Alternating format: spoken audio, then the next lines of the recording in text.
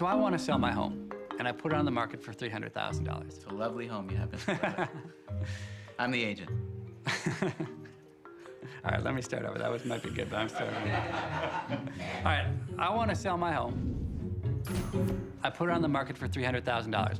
I get an offer today for $290,000. The question is, if I could wait a week and get an offer for the full $300,000, would I rather wait that week and get the full price or take the offer today for $290,000? You want to take it now. I'll be the real estate agent. I'm telling you, you want to take it right now because a bird in the hand is worth two in the bush, and the market is really starting to soften up. And these things, you just can never tell. And if you have a good offer, I really think it's the right thing to take it. And I'm not speaking out of self-interest here because I'm just a real estate agent, and our interests are aligned because I'm getting a commission of your sale. So I want you to get as much as you can for this house. I really do. When you think about the incentives that the current contract set up between the home seller and the agent representing them, they're not well aligned. But can you ever prove that? Interestingly, if you look at the sales data on real estate agents' own homes, not their clients' homes, but when they sell their own homes, they get more money than if they sold the same home for a client. Now, why would that be? Well, what we find in the data is that agents hold out for a better price and leave their own homes on the market longer, an average of 10 days longer. But when it comes to your house, well, the agent has an incentive to sell right away. Why? Because of that $10,000 into his or her pocket, only $150. I only get $150. Because if you take that $10,000 extra dollars that goes to him, 6% goes to commission, but that gets whacked up. Half goes to the buyer's real estate agent, so I've got half of that 6%. But then I have to kick back half of that to my agency. So I only get 1.5%. So really, in order for me to help him get $10,000 extra dollars, I personally only get $150. But I have to work for an extra week, I have to buy all the marketing, I could be off with another client trying to get a whole commission on another house. So I have a strong incentive to say to him, this is a great offer. It's the best offer you're ever gonna get. I really think you should take it. So no matter what the real estate agent says, I would rather wait a week and pick up the extra $10,000. The agent wouldn't. It's not that real estate agents are bad, it's just that they're human beings, and human beings respond to incentives. If there's only one element that I say is there in almost everything we do, it's the idea that incentives matter, and if you can figure out what people's incentives are, you have a good chance of guessing how they're gonna behave.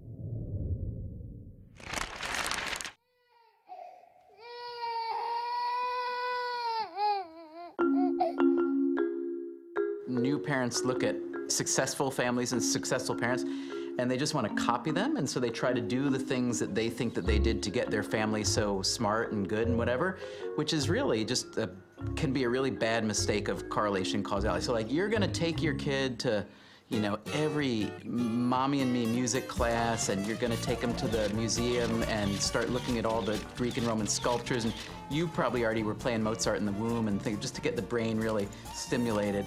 And it turns out that as best as we can tell from looking at data of actual parents and children along these dimensions, that none of that stuff really matters.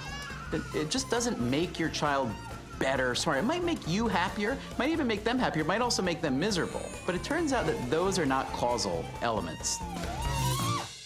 I always said, you can teach a kid just as much at the grocery store as you can at a museum, maybe more. My entire academic life has been devoted to figuring out tricky ways to get at causality, because the world doesn't just offer you up causality. Okay, what you see in the world is correlation. What the world gives you is things are moving together or they aren't. But to be useful, you need to dive down to be able to strip away what's causing what, what's not causing what. The data that we've looked at suggests that by the time you actually have a kid, most of the choices you make that will make you a good parent, you've already made them. So if you go to the store and buy 10 parenting books, it's probably not going to really help the kid that much. But the fact that you're the kind of person who, as a parent, cares enough to go buy 10 parenting books, even if you don't read them, that probably means you're a pretty good parent. It's just don't think that the books are going to have a magic effect.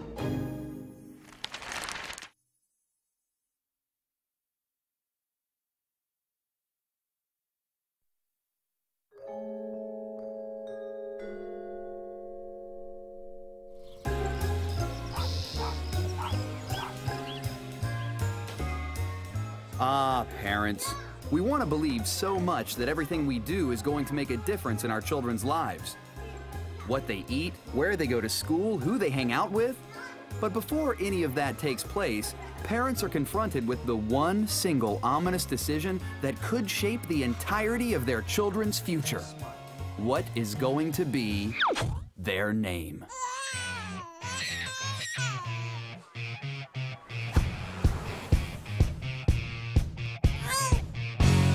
These days, there's an entire industry devoted to naming your baby. And business is booming. There's magazines, books, websites. There's even high-profile baby naming experts. I'm a baby name expert. I study names, I ask parents how they choose names for their children, and I look at how names are changing, because baby names are changing today faster than ever before.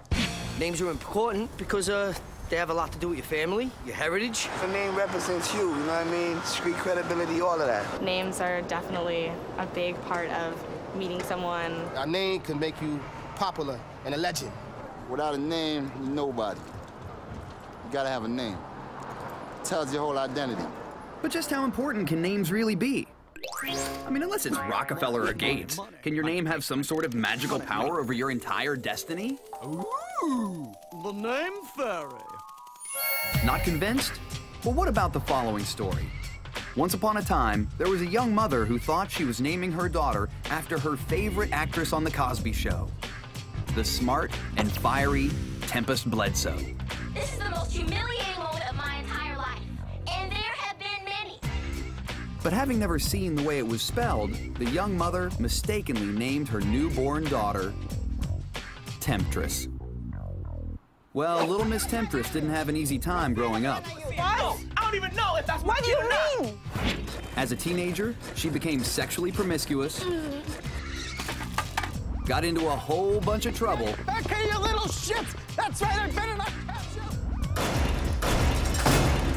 And ended up in court. All rise!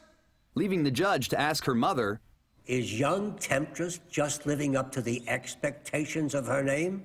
was that one little misplaced T and R all that stood between a life of ease and Huxtable success versus those long, hard days in court and juvie?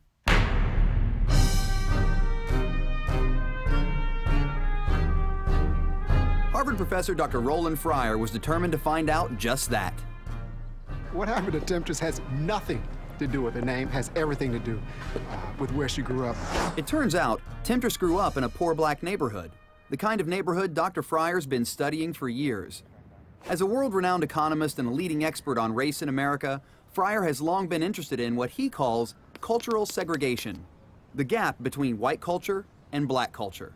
One embodiment of that culture is what you name your kid. It's probably one of the few cultural items that we can really measure precisely. What we did was we looked at the effects of your kid's first name on their life outcomes.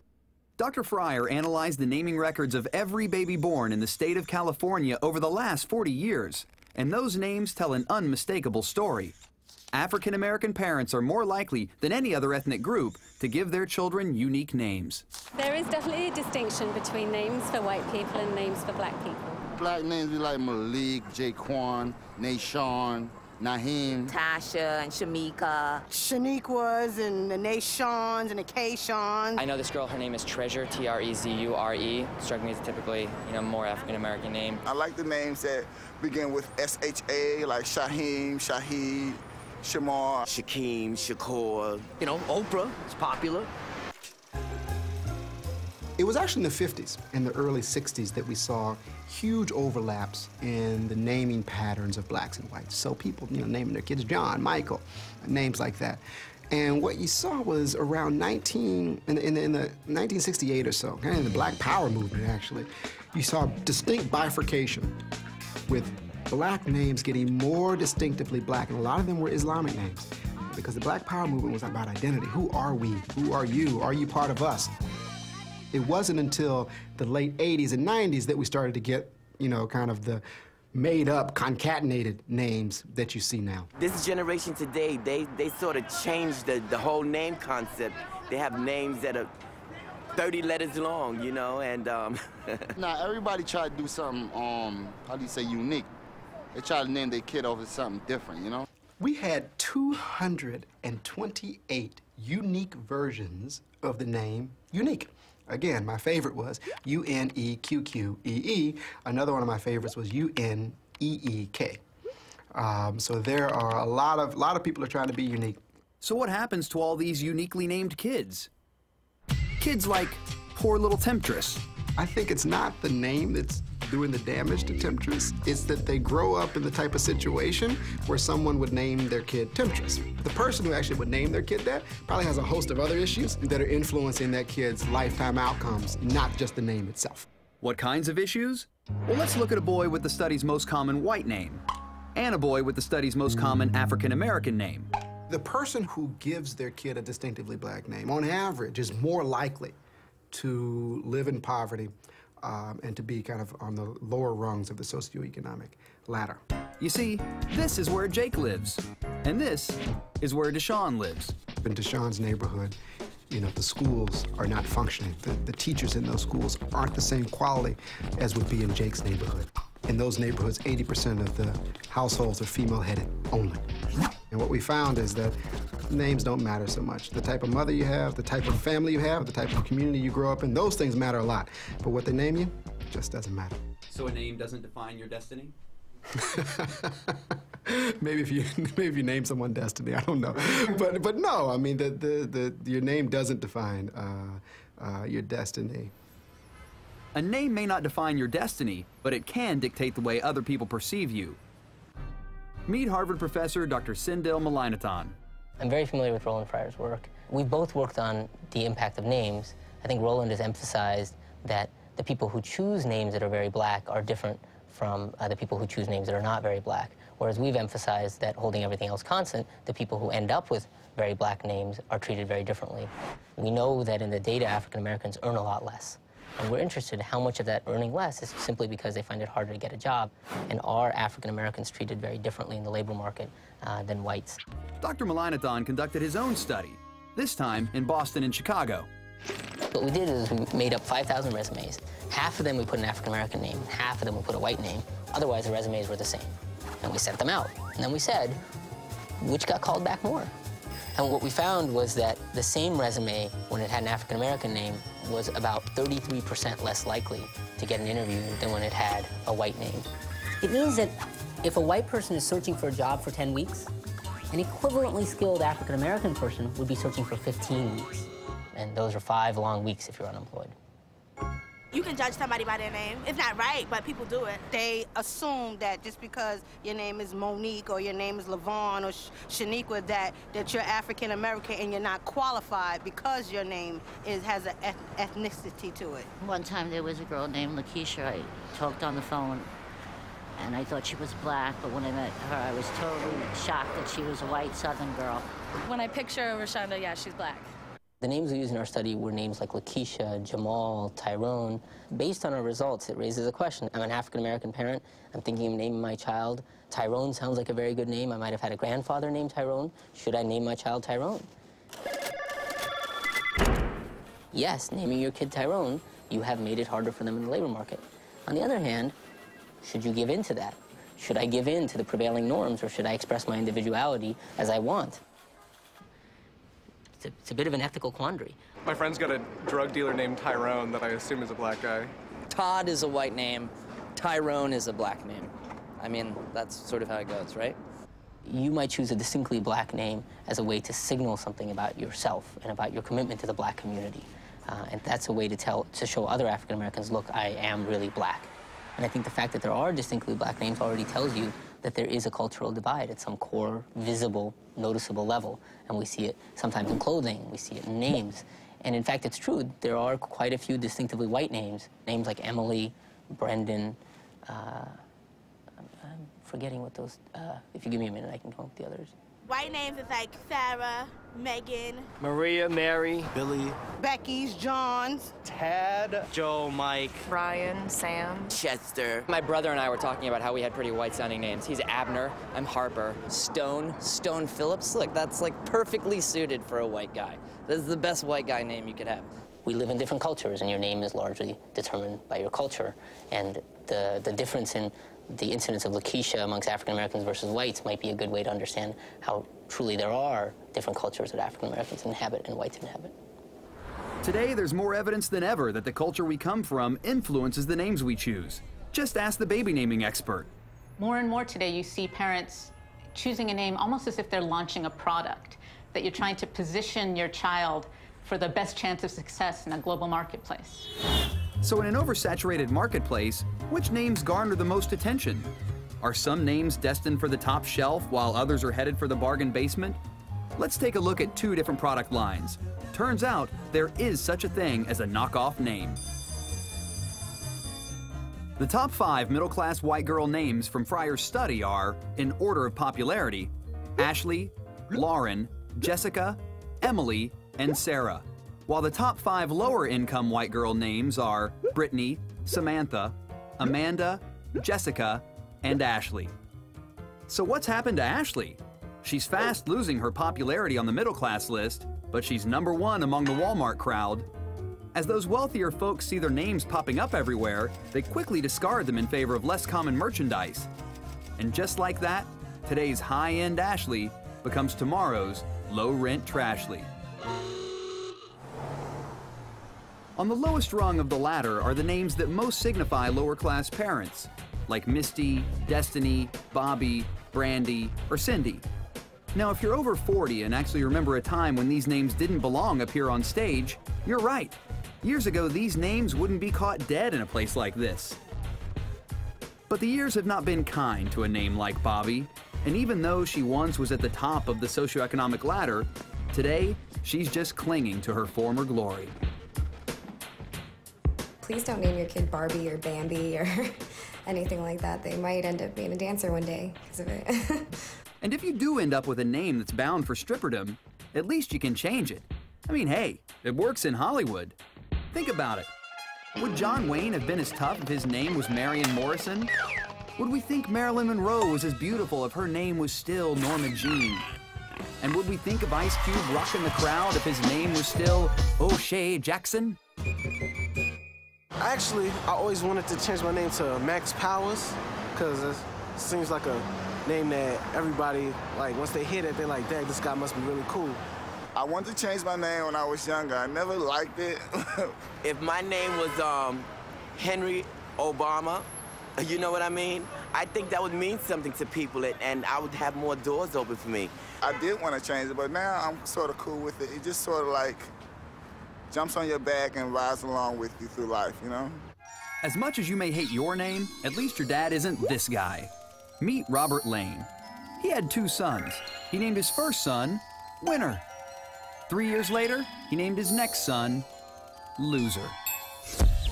So Winner and Loser Lane set off in the world to claim their destinies. And what happened? Well, Loser went to prep school on a scholarship, graduated from college, joined the NYPD, and eventually became a detective and then a sergeant. He goes by Lou now. And his brother? Well, the most noteworthy achievement of Winner Lane is the sheer length of his criminal record. Nearly 3 dozen arrests for burglary, domestic violence, trespassing, and other mayhem. Is there one name that you can give a kid that will guarantee they won't come screw up? No. Sorry, there is not one name that you can give a kid to guarantee they won't become a screw-up, and there is not one name that you could give a kid to guarantee that they'll actually be a success. You know, it is a crapshoot when it comes to names. I don't think there's any name that can guarantee success, at least none that we found. You know, the world is full of excellent people and terrible people with all sorts of names, but the vast majority of the reasons people choose is left unexplained. It's like, why did you choose your child's name? Sounded nice. Who really knows what parents are thinking when they choose a name? Maybe your parents went with something traditional, or something bohemian, something unique, or something perfectly trendy. And maybe your parents didn't have the best taste and you can't stand your name, or maybe they got it just right. Actually, my name means intelligent hero, so that describes me to the fullest. I was actually named after a horse. My dad's a horse trainer. My middle name is Comfort because an angel of the Lord came down to my mother and told her she was going to have a daughter with dark hair and blue eyes who would be a great comfort to her. The Prophet Muhammad, peace and blessings be upon him, was the last seal of all the prophets. My name says that I'm named after my grandfather, who was named after his great-grandfather. That's what it says. In the end, most parents just want the best for their children. And if they believe a particular name can give their kid that extra edge, then why not? I mean, who knows? It just might work.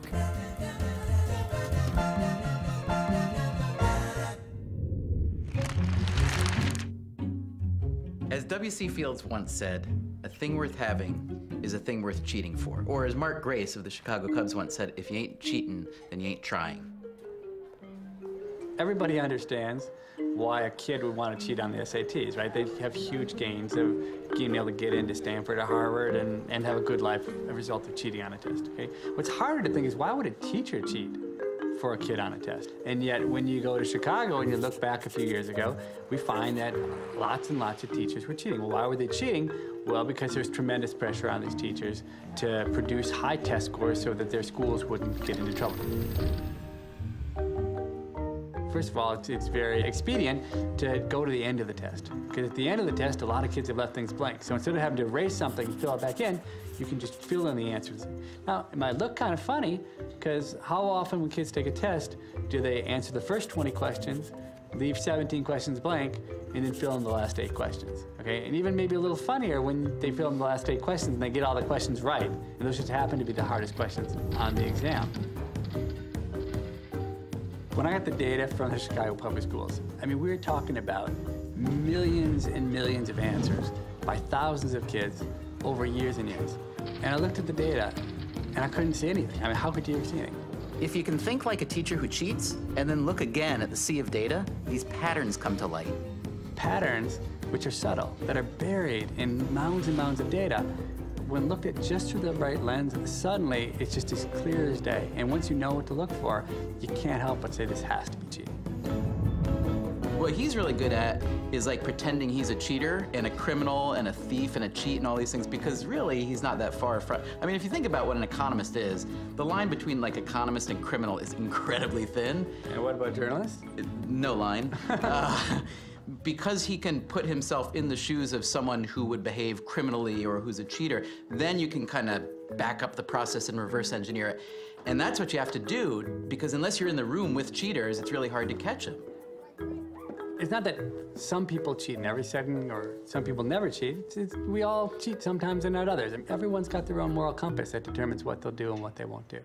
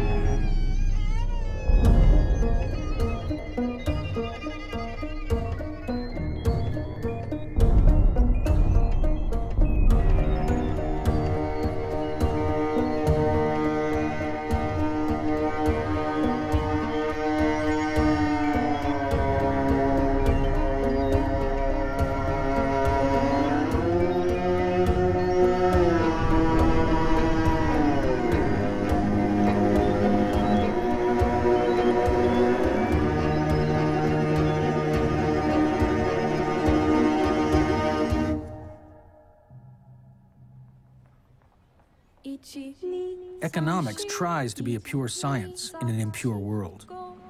Economists imagine men and women as rational actors in a marketplace that hides nothing from buyers and sellers. But what happens to markets when people cheat? 10 years I've been interested in cheating, and I was in Washington, D.C. I remember seeing just a little blurb in the Washington Post that said there'd been allegations of cheating in sumo wrestling. And my view has always been, if some insider comes forward and says there's cheating, probably there's something to it. If you had said, where is a sport where you would not find cheating? I would have said, well, sumo wrestling would be a reasonable one. It's got 2,000 years of history. It's all about purification rituals and honor. It's located in a culture which on all of the rankings of corruption across countries is very, very low. The ancient sport of sumo wrestling is the essence of pure competition. Two naked men fighting in a sandpit under the watchful eyes of a referee dressed as a Shinto priest. Shinto means way of the gods, a religion that celebrates the purity and harmony of man and nature. In sumo, you do your ceremonial stuff. One is the clapping of the hands. That's to awake the gods. Two is when we show our hands and flip our hands over and stuff, is to show that we have no concealed weapons. You're coming out, you're gonna fight fair with your bare hands, and to tell the gods that you're coming in with a fresh and clean mind and heart to wrestle. The stomping of the feet in the Shinto religion is to stamp out evil spirits, and throwing of the salt is to purify. 神道と相撲というのは切っても切り離せない関係だと思います。神様を喜ばせようとする、そういう儀式を行いますね。I think purity is a good mask for corruption, perhaps most so in that it discourages inquiry. It's true that sumo might seem to be immune from corruption because of its purity and its history and so on. On the other hand, the stakes are high. And when stakes are high, and when there's an incentive to cheat, a small percentage of people always will.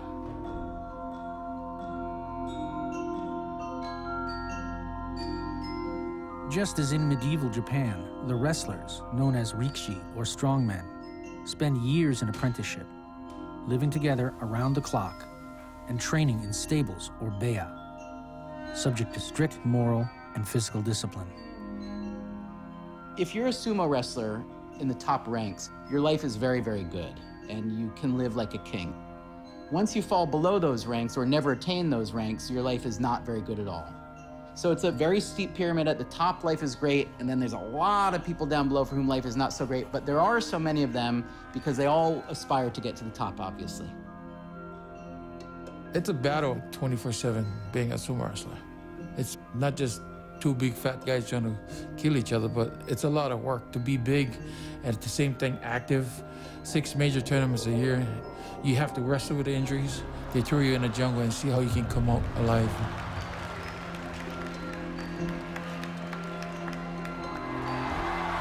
The object of the game is to push your opponent outside of the ring or push him into the ring.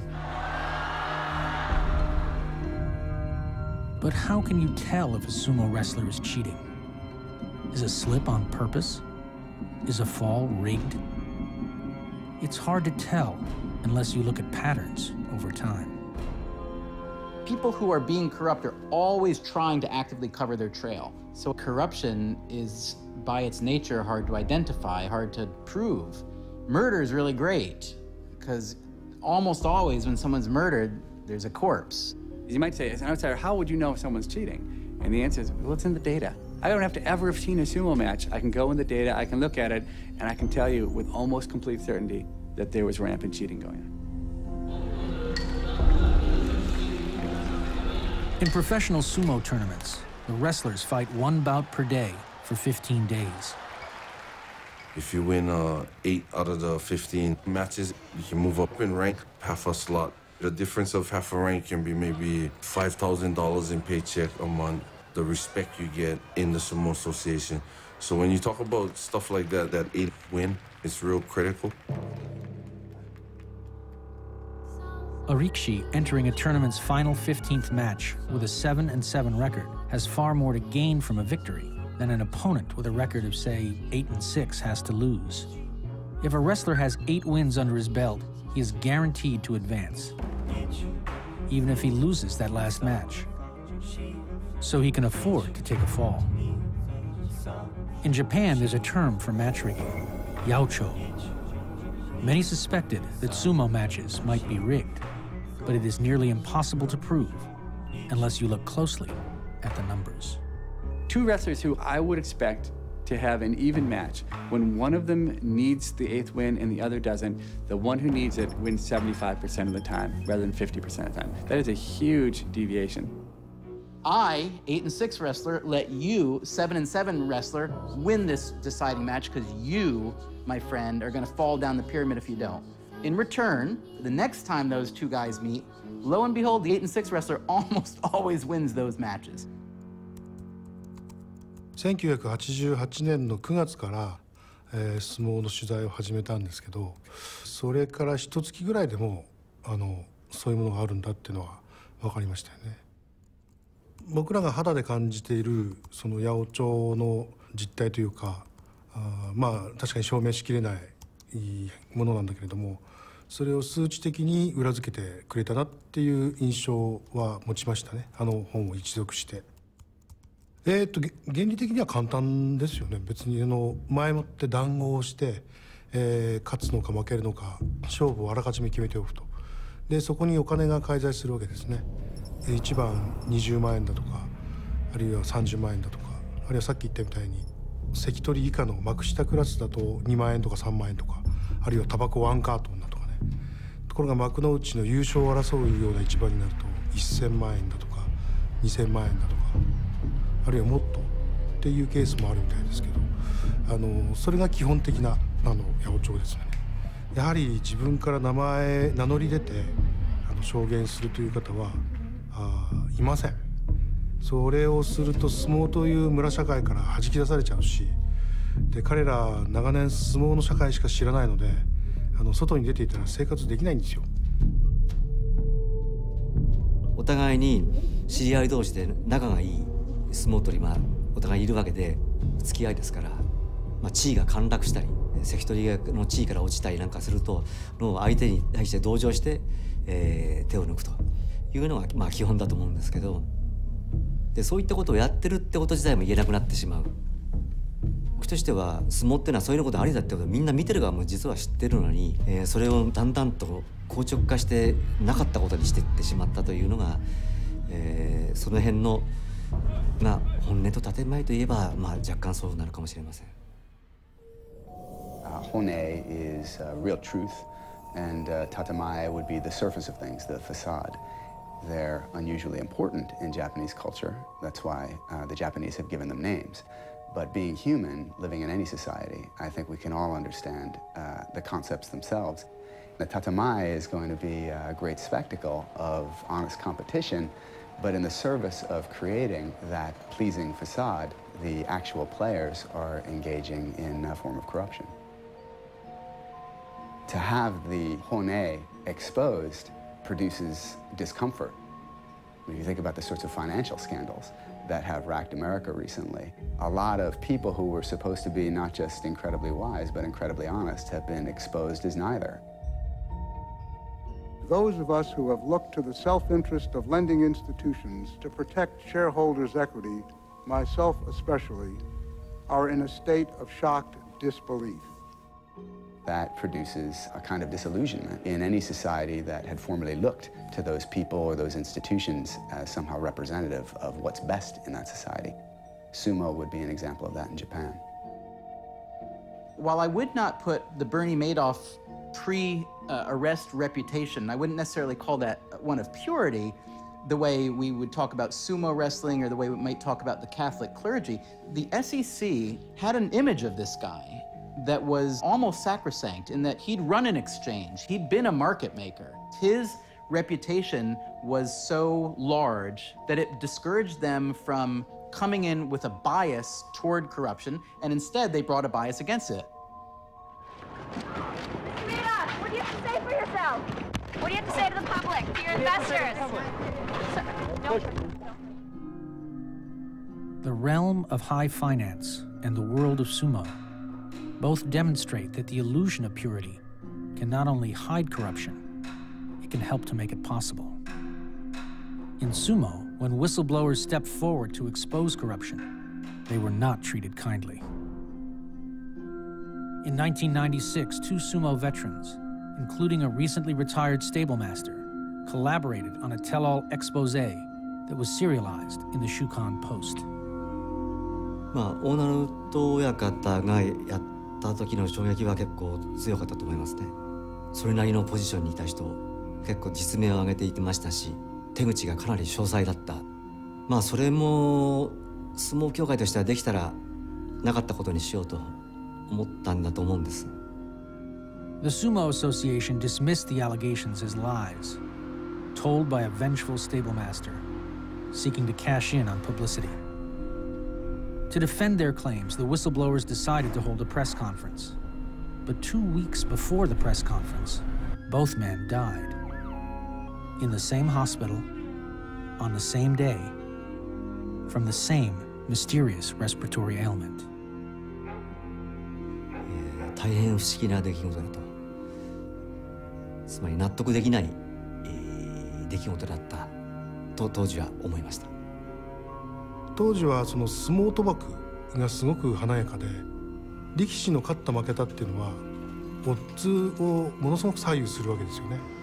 だからそこで彼が全てを暴露するっていうことは、その日本の闇社会のある種のタブーを犯すことになるんで、そこで彼は死なざるを得なくなってしまったのかなと僕は解釈してますけどね。Yet no one questioned the way they died. There were no autopsies. The police did not investigate the sudden and simultaneous deaths. It's a very good hospital, a police spokesman told reporters. So there were no grounds for suspicion. だからでまあその遺族がその解剖を望まなかったってなるんですけど、その前に司法解剖だろうっていう気はするんですけどね。相撲に対する見方そのものが、それは警察だけじゃなくて社会的にそうなんですけど、なんかちょっとこうアンタッチャブルっていうか、治外法権っていうかね、触りにくいところがありますよね。Concerns about the sport resurfaced when another mysterious death haunted sumo. This time, it was a young rikishi in training named Takeshi Saito, whose corpse showed visible signs of assault and mutilation. 事件が発覚した後、親方は彼は稽古の上でのね、不慮の死であったと記者に対してそう答えているわけです。ところが事実はそうじゃなかった。そこで僕これはもう書くしかないなと思って書いたんですね。あれだけの傷を負いながら司法解剖されない、あれが自己死とされてしまう理不尽さ、それが日本に一体どのぐらいあるのかと考えると、やっぱりちょっとゾッとする話ですよね。一相撲界の話じゃない。そういった意味であの事件が投じた波紋というのはものすごく大きかったし、彼の遺体の語るものは多かったですよね。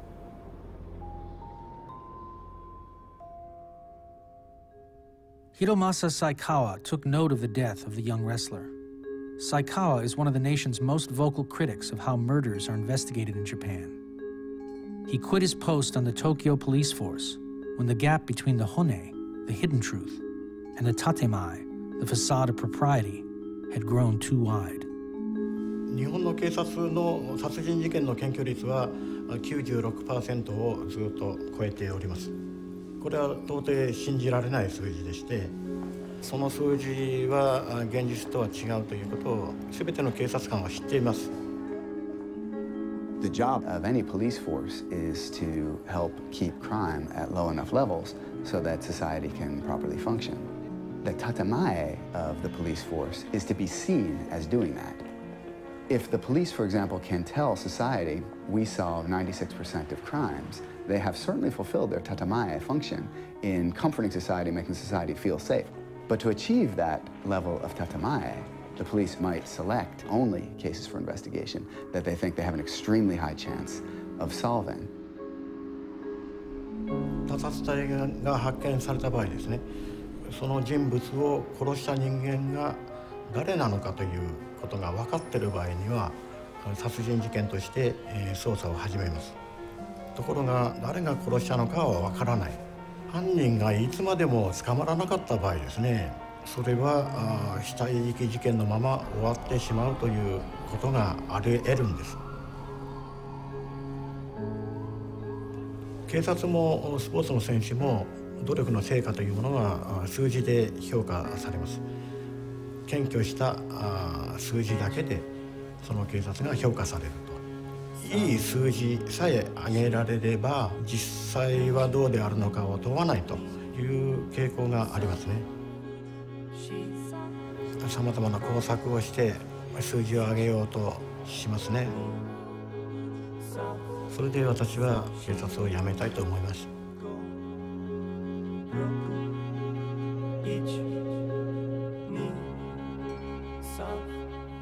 Despite clear evidence of brutality, the police declared that the young man died of natural causes, and the stable master quickly asked for the boy's body so it could be cremated. But the angry father of the young man insisted on an autopsy, which revealed that he had been burned with cigarettes and beaten to death with beer bottles and baseball bats. The young boy had died at the hands of fellow wrestlers who were ordered by their stable master to punish the boy for trying to run away from the world of sumo. 相撲界にとっては非常にショッキングだし、もうこれまでのやり方は通用しないのだよということを明らかに示しているし、それから僕が書いた八百長の記事をきっかけに相撲界に対するその見方が世間非常に厳しくなっているので。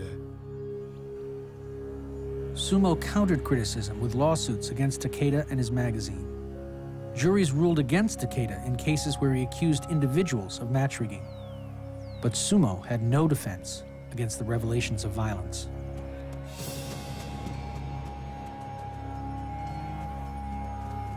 To defend its reputation, the Sumo Association shores up its image by building on notions of purity from Shinto that are essential to what it means to be Japanese.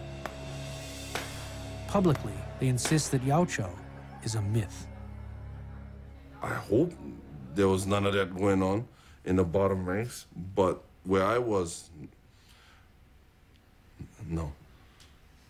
そういうしかないでしょ。俺もそういうふうに言いたいけどね。八百長なんかないとか。俺は正直に言うしかないからね。A retired Rikishi who rose to Komusubi, the fourth highest rank in sumo, Keisuke Itai came forward and publicly admitted to fixing many matches, and named names of others who did the same. 彼は非常に強い力士でしたね。張り手一発で相手をノックアウトさせちゃうような。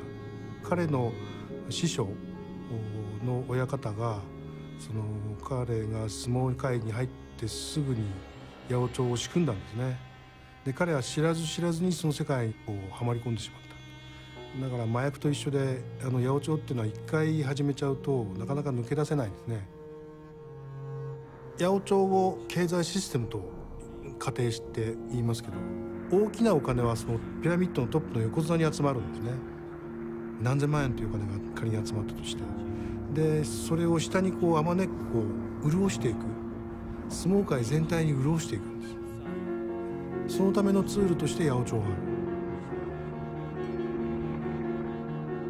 結局力士全体が真面目に取ればすごいなんていうか神がかりのスポーツだと思いますけどね。今でもやっぱり真剣勝負見ればやっぱり感動しますしね、八百長見ればやっぱがっかりするし、そんな感じかな。僕らはもう全部わかりますから、相撲見てて真面目に取ってるか取ってないかぐらいは。しかし欧米では建前とは違うことをやった場合であってもですね、時間の経過とともにそれが明らかにされることがある。例えば公文書なんかも30年経てば原則公開するとか、日本の場合それが全くありません。永遠に闇に葬ることができるという強い信念を持っているようですね。In Japanese media, there's a certain form of self-censorship. Giving interviews in Japanese, the media will not quote me if I use the word daraku, which is corruption in Japanese, and they'll change that instead to something like konran, confusion. We certainly have the very same thing in America today. The New York Times, for example, will not use the word torture to describe anything that's been carried out by Americans in operating our prison system in the war on terror. However, if it's the Chinese who've done these things to an American airman, the New York Times has no compunction about calling those things torture.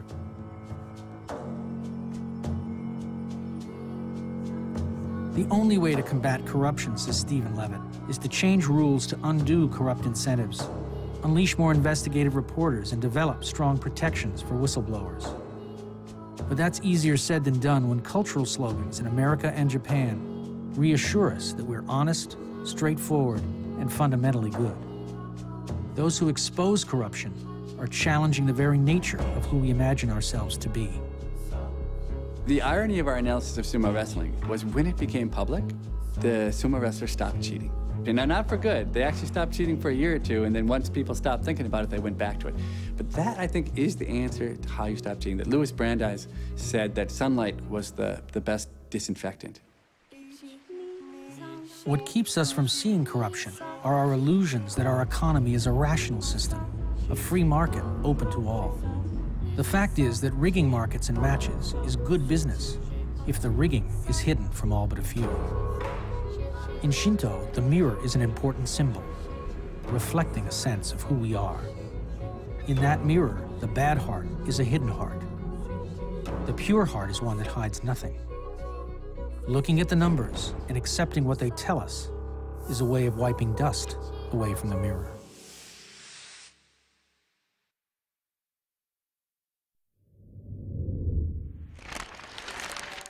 Well, hi there, boys and girls. This is Captain Kangaroo. Say, I'd like you to meet a friend of mine. So, you know, it's lots and lots of fun to have a pet that you can run and play and jump with, isn't it? But did you know that there are some boys and girls who can't run and jump and play? It's all because of a thing called polio.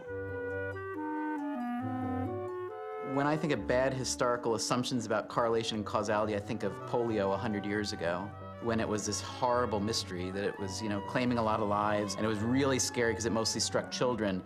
And there was a strong line of research that suggested that ice cream caused polio, that ice cream consumption caused polio. Here comes Mr. Softy, the soft ice cream man. The creamy and soft ice cream you get from Mr. Softy. The reason that correlation was thought to be causal was that polio spiked in the summertime for reasons that really weren't very well understood, but it did. And ice cream sales spiked during the summertime. So these researchers had seen that whenever there was a lot of ice cream being sold and consumed, there was a lot more polio. And so there was really literally the beginnings of this kind of ice cream persecution to try to stomp out polio. And it sounds ridiculous, but you see it all the time now, people trying to fight against or build up something that they're sure is connected to something else, which it turns out just isn't.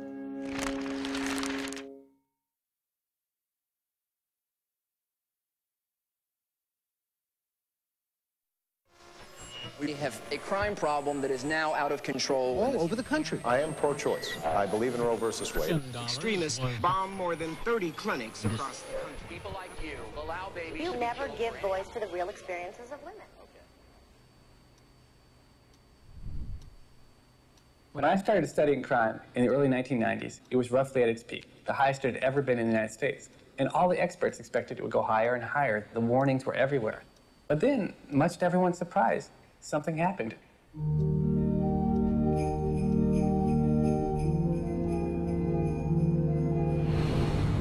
Oh, I don't know. I guess you're right. I suppose it'd been better if I'd never been born at all. What'd you say? I said I wish I'd never been born. Homicide rates went up in half of the nation's city. 373 homicides last year, up 65.7% over 1987. Murder is a national problem, up an average 11% across the country. In Bucharest tonight, deposed communist leader Nicolae Ceausescu and his wife have been executed. Pictures of the former communist dictator lying in state, executed by firing squad. Crime and violence are now the top concerns of many Americans. You've been given a great gift, George. A chance to see what the world would be like without you.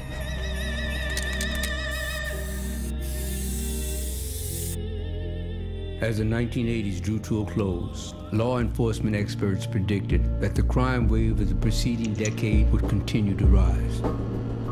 It would be the decade of the mega criminal. There was only one problem. It didn't happen. Across America, the crime rate is down. The FBI has some good news about crime. It's down. It's clear the numbers are dropping. What's not clear is why. What's behind this dramatic change? Primarily, it's the police strategies. We have incarcerated our criminals and thus taken out of the population those people who would commit crimes. Experts and officials lined up to offer explanations for the drop in crime. Community police officers, better prevention. Their explanations included more innovative policing, harsher criminal sentences, changes in the crack market, increased gun control, a strong economy, and more police on the streets. But economist Stephen Levitt examined these explanations, evaluating the most popular ones.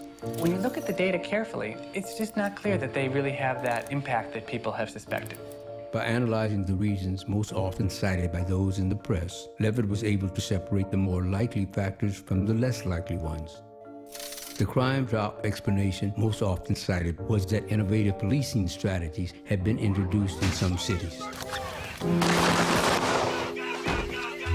New York City, for example, implemented sweeping law enforcement changes, from Police Chief William Bratton's CompStat system to Mayor Rudolph Giuliani's crackdown on small street crime. The reductions in crime that have taken place in New York City are pretty close to miraculous. New York City had among the biggest declines in crime of any city in the country. So there's an enormous amount of fanfare given to the strategies of Giuliani and Bratton. But crime fell everywhere. It's hard to find any city in the United States where crime didn't plunge. And also, crime was down 20 to 30% before Giuliani ever took office. So a number of things make me suspicious that it really was the policing strategies. The second reason most cited for the crime drop was an increase in the reliance on prisons.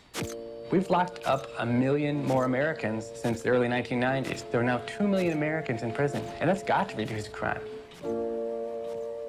Levitt recognizes that imprisoning more people will, in the short term, bring crime rates down. By my estimates, about 30% of the decline in crime can be attributed to the fact that we got very tough on crime in terms of locking up criminals. This is crack cocaine. The third explanation for the crime drop, most often cited in the press, were changes in the crack market. Now, experts say crack cocaine may finally be on the decline. The peak of the crack epidemic came in the late 80s and the early 90s. And at that time, an enormous amount of the homicide in particular could be attributed to crack. But for various reasons, the amount of violence that's been associated with the crack trade really faded. That's not the move no more. So that can explain about 15% of the decline in crime. Other possible reasons for the crime drop examined by Levitt include tougher gun laws, the 1990s economic boom, and an increase in police nationwide. Though Levitt does not entirely discount these, he sees them account for only a small fraction of the overall crime drop. There are a million factors that drive crime, but how do you determine the particular composition? Overall, what Levitt found from all these reasons was that taken together, they only explained about half of the 1990s crime drop. The other half remained a mystery. So what happened? Well, let's rewind to what for many Americans may have seemed an irrelevant incident in a faraway place.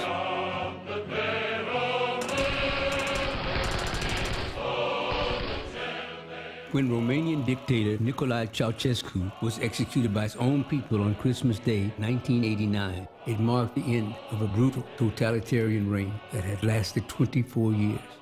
In his earliest days, Ceausescu's Romania faced a struggling economy, and he sought to vastly increase their workforce.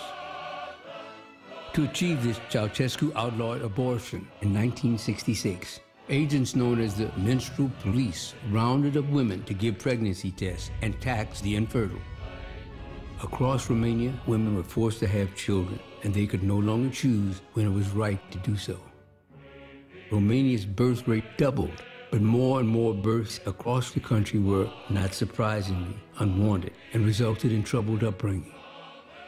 Of the infants forcibly born that first year, more did worse in school, suffered poor job performance, and were thus more likely to become criminals than those born the previous year, even controlling for the age, income, health, and education of the mother. But what do events in Romania, a long time ago, have to do with crime in America in the 1990s? According to Stephen Levitt, a lot. You've been given a great gift, George. A chance to see what the world would be like without you.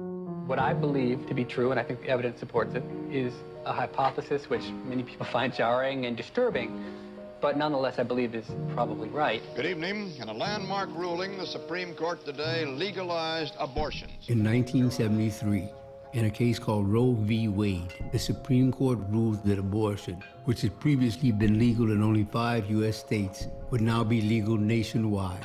Precisely the opposite of what happened in Romania. The legalization of abortion in the 1970s was one of the primary reasons why crime fell in the 1990s, because a whole generation of potentially unwanted children were never born because of the legalization of abortion. And if you fast forward 20 years to the point in time when they were going to be at their peak crime ages, they simply weren't there to do the crime. You see, George, you really had a wonderful life. Don't you see what a mistake it would be to throw it away? The trouble, of course, is that life isn't like the movies. For so many children who, without Roe v. Wade, would have been born in 1973, their lives might not have been the wonderful lives of being born into a loving family in yesterday's small-town America. Rather, theirs would be the far harder road of being born into a potentially unwanting household in America's crumbling inner cities or forsaken heartland. Levitt's conclusion? As much as half of the 1990s crime drop was an unintended consequence of Roe v. Wade. The theory behind it is actually quite simple. Unwanted children have been shown to be at high risk for crime. With legalized abortion, fewer unwanted children were born. Therefore, the theory would be that there would be less crime 15 to 20 years later when those cohorts reach their peak crime ages. And the data support that hypothesis quite strongly. If you follow the data, there were 5 states that legalized abortion 3 years before Roe versus Wade, and about 15 years later, their crime begins to fall 3 years before the rest of the country. Then, if you look at the states where abortion was not just legal, but easily available to people who wanted to get them, 16, 17 years after Roe versus Wade, you see a 30% difference between the states doing a lot of abortions and the ones who are doing very few. Finally, all of the effect we see in the divergence in crime, all of that is concentrated among people under the age of 25, people young enough to have been exposed to legalized abortion. People older than age 25, there's no difference whatsoever between the high abortion states and the low abortion states. And I think in some ways that's the best evidence we have that legalized abortion is responsible for a big chunk of the decline in crime. Levitt's controversial theory has provoked strong reaction among critics. Is he, for example, advocating abortion as a crime-fighting tool? In no way would I take this as advocacy in favor of legalized abortion. I don't think anyone's opinion about whether abortion should be legal or not should be affected by our result. Some of Levitt's critics suggest that his theory holds what might appear to be class or racial implications. He argues, though, that race and class have nothing to do with the matter, that his theory targets no specific group other than mothers-to-be of all backgrounds. And since, as Levitt points out, women who elect to abort go on to become childbearers consistent with the general population, Levitt's argument could thus be understood to suggest that legalized abortion does not so much prevent birth as delay it. This turns an unwanted birth by a too young mother, for example, into a wanted birth by that mother when she feels more ready. So, if Levitt is not advocating abortion as a crime-fighting tool, what is he advocating?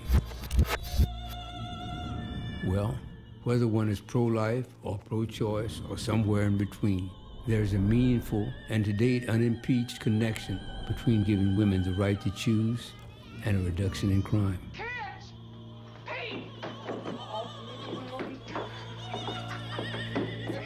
Kids, Janie, Tommy. Let me look at Oh, I could eat you.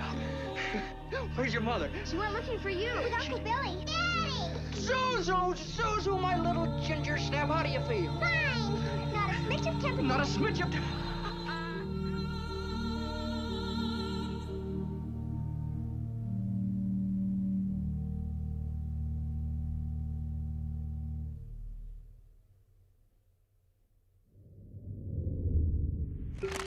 Well, we started off in a normal interview pose, and now you're lying down, swinging a pillow around. What's going on here? If I give you a slice of juicy fruit, will you say whatever I want? No. No! Wait, I heard that you would do anything for a slice of juicy fruit. No matter how smart you are, and economists think they're pretty smart, you come up with some incentive scheme that you think is the perfect one to entice exactly the behavior you have in mind. And you set an army of people with nothing to do all day but to figure out how to beat that incentive scheme, and they absolutely will beat it. Tell them about Amanda. It's such a long story. You can't possibly. I mean, I'll give you an example. So we were trying to potty train my daughter, Amanda, and my wife went in the books and did all the things you're supposed to do, but Amanda had been potty trained, and then she just decided she just wouldn't use the toilet anymore. And this went on for months. My wife was frustrated. And I said, I'm an economist. I understand incentives. Let me take over. And I got right down on Amanda's level on my knees, and I knew what she liked more than anything else. She was about 3 years old. We're M&Ms.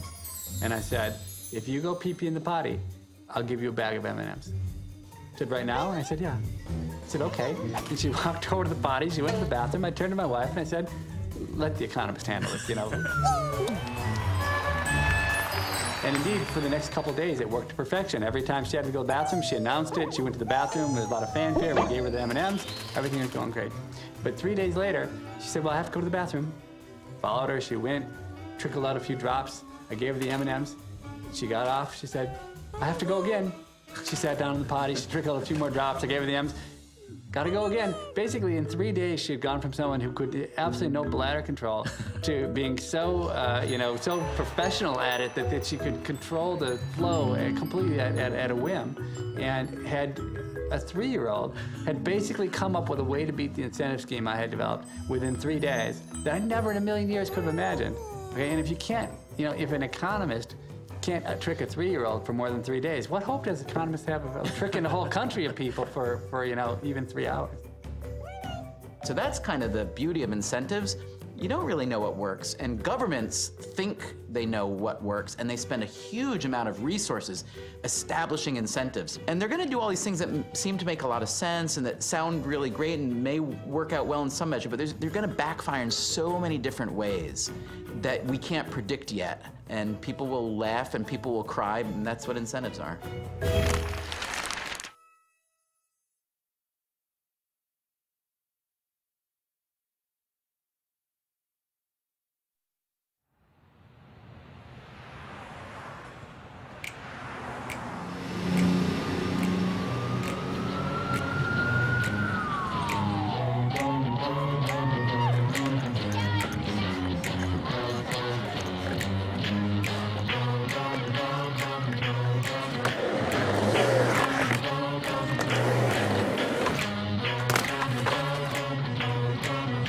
I'll give you some Adderall, will you give me a cig? Where you at, Go right over there.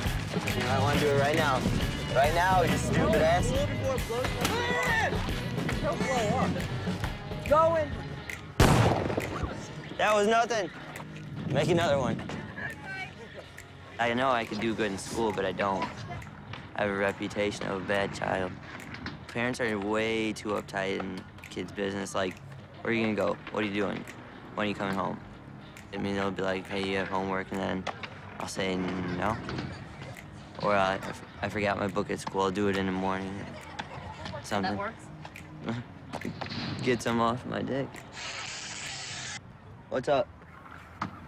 Hopefully I make it through high school. If I fail, I guess I try to get a GED through the military or something. I have no clue.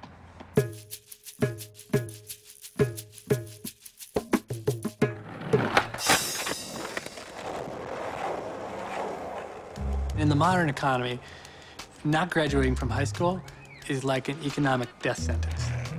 When you're talking about high school kids, What matters to them is what's happening today, not what's going to happen a month from now or 6 months from now. You have to have a very forward-looking mindset. I think most kids don't. In designing incentives to help kids get through school, we have to have that conundrum in mind. The idea was for the University of Chicago to see if students could increase their test scores simply by giving them a financial incentive. If it works with one student, then it's good enough for me because we have no stake in it financially. The University of Chicago is picking up the tab. Why wouldn't we at least try it? I'm thinking it's going to work. Opportunity, you'll always miss 100% of the shots you don't take. And that's my message to the students. I don't need to put my degrees up on the wall. I already have those. I want them to get those.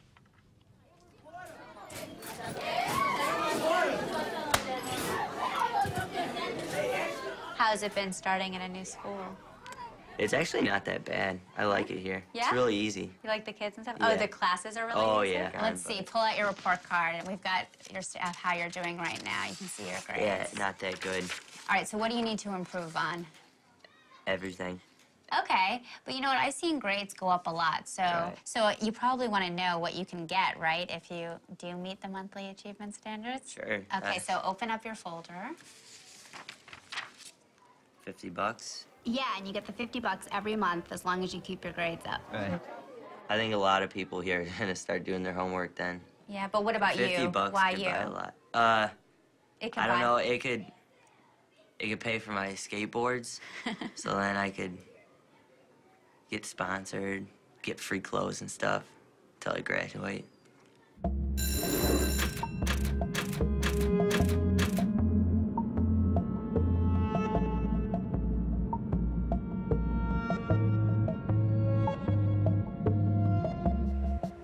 How was school today, okay? Amazing. Good. Kevin came home from school and he says, Mom, if I do really good, I can get paid for it. Mom, I could really make money. I'm like, all right, fine, Kevin, go for it. I said, and I'll tell you what, you keep your grades up, you're gonna get the money, and I'll tell you what did I tell you? Mom will double it. Whatever they give you, Mom will match it. All right. Then you'll have double the money if the grades go up. All right. A little bit of bribery, what parent doesn't do that? We all bribe our kids one way or another. 1, 2, 3, 4. Bribery works for my kids. 5, They love to be bribed. 8, 9, 10. For 50 cents, I can buy whatever I want in my household. Oh, and I forgot this dollar. The closest thing to a worldview, I would say, in Freakonomics is that incentives matter. Not just financial incentives, but social incentives and moral incentives. Our goal was to figure out, can we cheaply and quickly move the needle at a school? Can we get kids to achieve more as quickly as possible with spending very little money?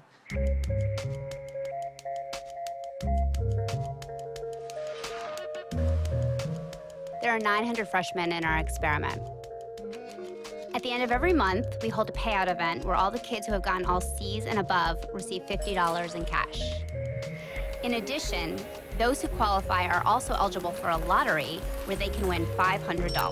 Cross your fingers.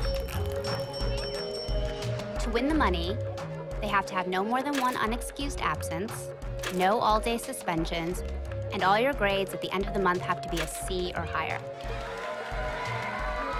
It's great to give them this financial reward, but it's also about having a lot of fanfare around it, giving them this big Ed McMahon check, sending them home in a Hummer limo. I think there's definitely a limo effect.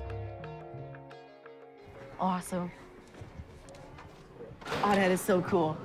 Are you serious? They get the writing net? Oh, that is so awesome. Oh my God. This is awesome. Oh, yes. Yes. You are getting straight A's from me. Yes. There's a lot of things that I would do for money. I mean, I work all year round. Hi, I'm a representative for Royal Kings Royal Snow Shoveling Service. We charge $3 for a walkway and $5 for a driveway. Would you like to hire our services for today? Hook, line, and sinker. They say money doesn't buy happiness, and I agree, but I disagree. It depends on how you look at it. Because when they say money can't buy happiness, they're saying material things cannot make a person happy. Wanna bet?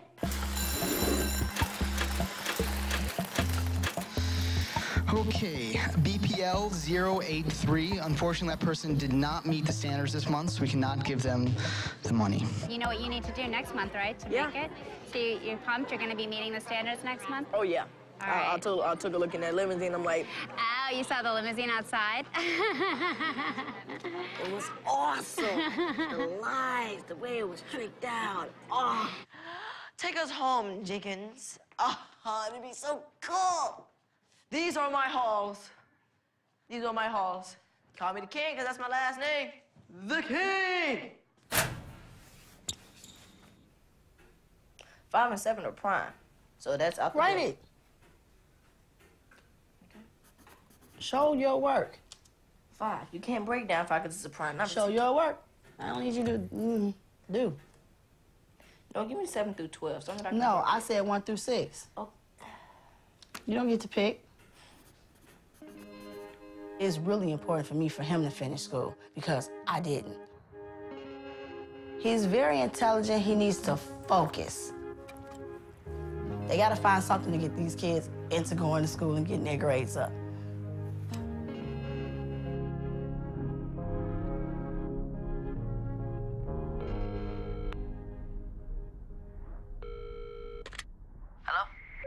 Hi, my name's Eli. I'm calling on behalf of the Chicago Heights Miracle Project at Bloom High School.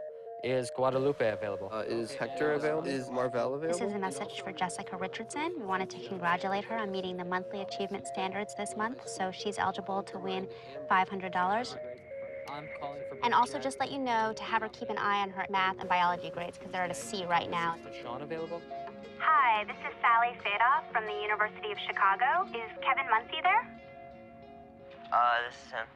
Hi, Kevin. I'm looking at your grades, and it looks like you need to bring some of them up. Are you doing something to work on bringing up your grades? I'm not gonna lie, I haven't done every assignment so far. Mm-hmm. So are you going to your teachers and asking if you can make up the missing assignments? Yeah, they're actually making a list for me right now. Oh, that's great. So you're going to try to make those up? Yeah. So the thing is, if you turn in missing assignments, it can bring up your grade a lot because you go from having no credit for the assignment to getting, some credit or maybe even a lot of credit, and that can make your grade bounce up a lot. Yeah. So are you going to be getting the $50 this month? If I do my best, yeah. Are you going to be doing your best? Yeah. All right, that's what I like to hear. All right, take care. Have a good day. All right, you too. Bye. Bye. Huh. What?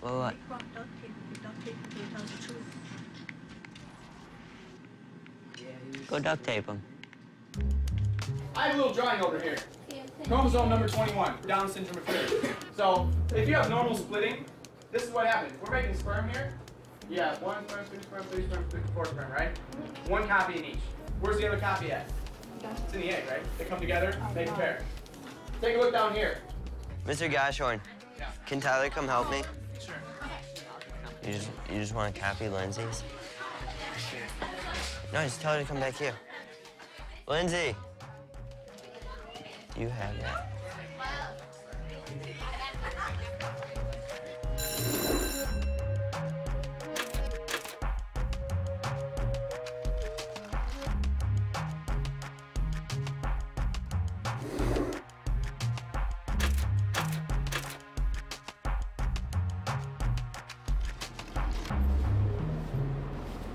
Congratulations, you met the standards.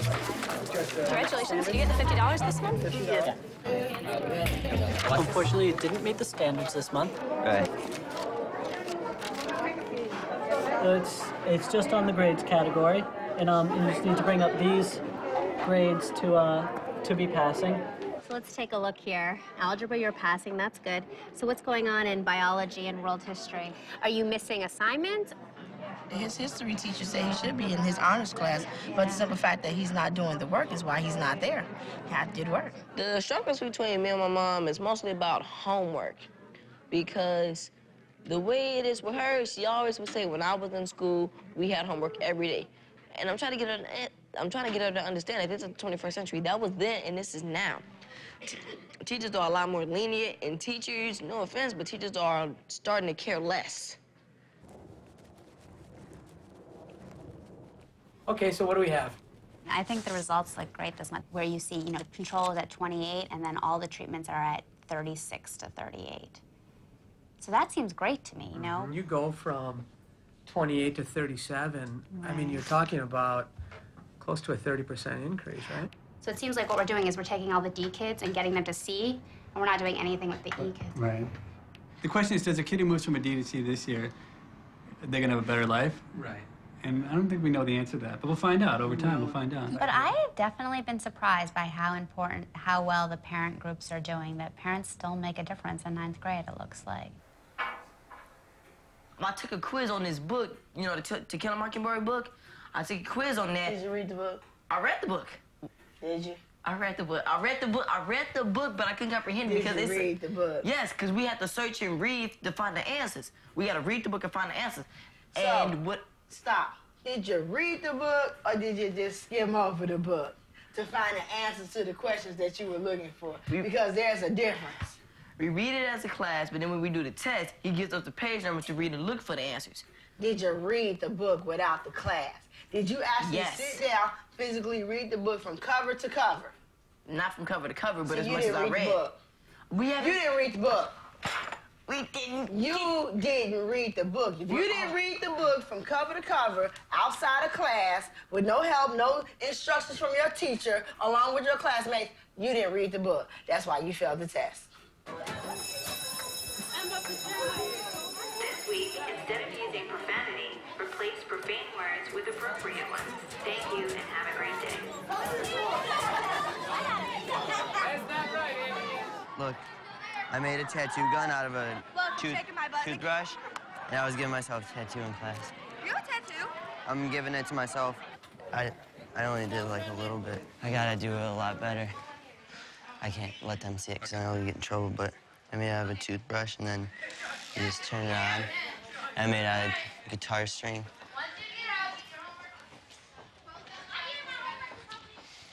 I don't think I would take any money for giving up my social life. I want to be the class clown, but I'm doing better, and I want, say, a 6% in an actual grade to almost a D. That's a big change in a couple weeks. That's really dramatic.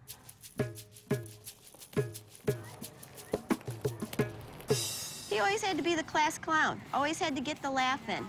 Impressing everybody around him, that could be his incentive. But you would think that to impress everybody around you, your grades would be with that too. He had gotten something in the mail that showed a list of all his grades, E, and I said, oh, he's enjoying 9th grade, he wants to do it again, so. Now what I need to do is, whenever he asks me for money now, he's not gonna get it. End of story. Yeah, and when the skateboards run out of wheels, are getting bad, well then just keep grinding them down or go hit the books or something.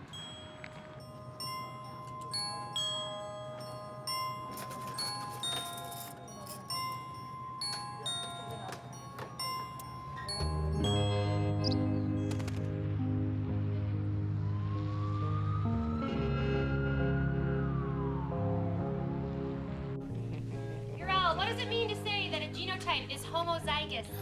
When all the alleles are the same, When all of the alleles are the same. Give an Alleles. example of that. like AA. All right, a horizontal line. This is my last chance to win his $500. I'm at the line. I'm splitting a hair.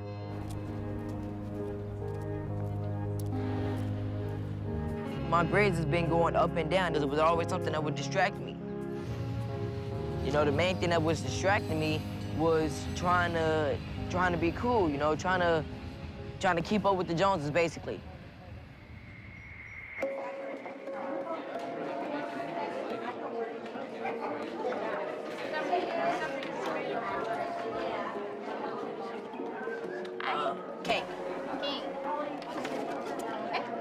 Congratulations. It looks like you met the standard for this last month. Yes. So here's your report card. Yes. And the bracelet. Here's the front, and here's the back. Congratulations, man.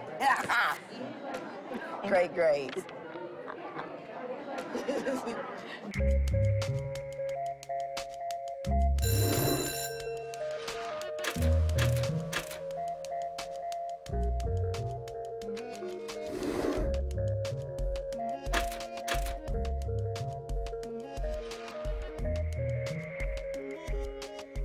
If I fail, that's it. I'm done. I'm dropping out. It's the Army, Marines, Coast Guard. We go to Iraq or something like that. I have no clue. Big round of applause for the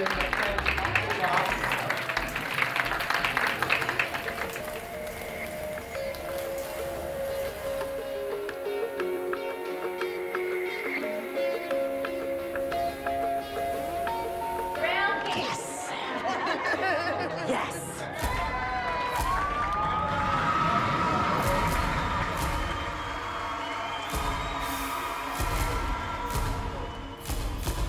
Take us home.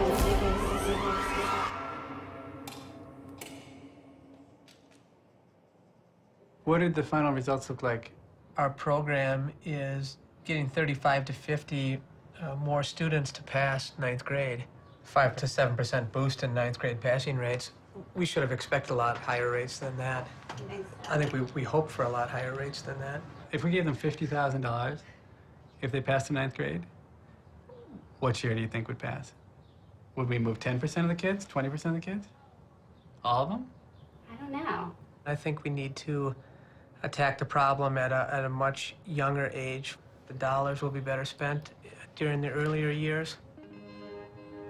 So what are we going to do next year?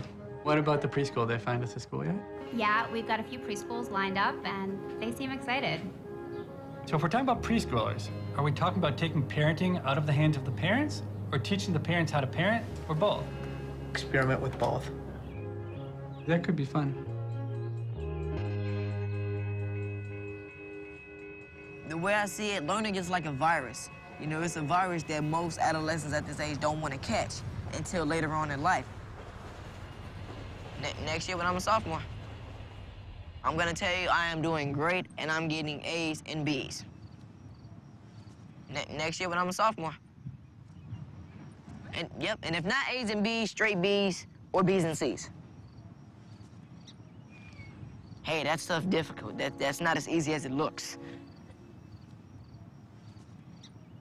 I can promise you milk and cookies, but if the oven is broke, you just get milk.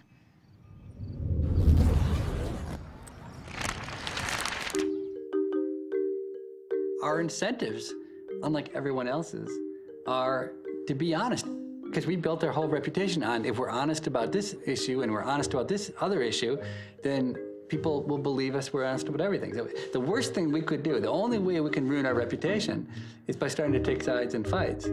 In some sense, we're this peculiar beast which actually has the right incentives to just seek the truth and not have an agenda. So I don't think anything we've ever written or thought is gonna save any lives, really, or, you know, make people smarter or better in any way, but we kind of give people permission to challenge conventional wisdom sometimes and to ask a different kind of question entirely. And a lot of times the questions are the sort of questions that you asked as children, and you know, people kind of chuckle at you, but once in a while they turn out to be really good. The problem is that as you get older and like you ask them as adults, like if you're in a meeting or with your friends or whatever, then they laugh at you hard and you just kind of stop asking those questions entirely.